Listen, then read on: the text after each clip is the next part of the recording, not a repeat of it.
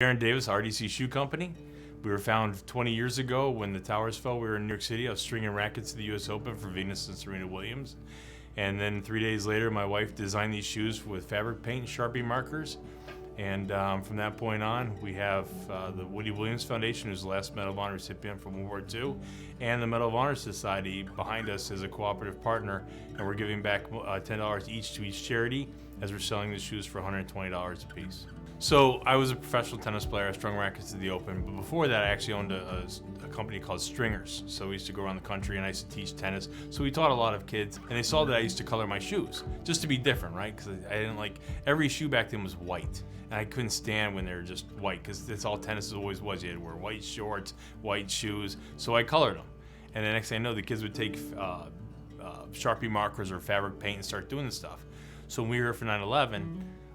When I got home, my wife decided to go ahead and paint some shoes. I had some blue and white Reeboks, and she made the American flag out of them. And next thing I know, Leland Hardy, who's Venus and Serena's manager, came out to Rochester and said, "I need 1 million pairs." I said, "1 million pairs of what? They're just painted on shoes."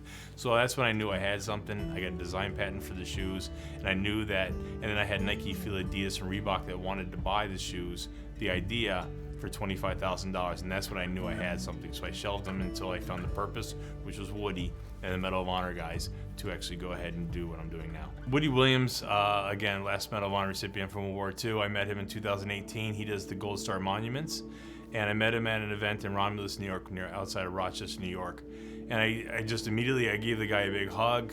I just knew I wanted to be in this guy's life, wanted to help out his charity somehow, some way. In 2020, when COVID was going on, I kind of woke up from a crazy dream and said, I know how to help Woody. So I decided to get in touch with Chad and Brent, his grandson. Chad runs the organization. I said, I want to have this shoe for Woody, but I want to have Woody on the box. That way I can give money back. With his logo on the box, I can give money back to the charity.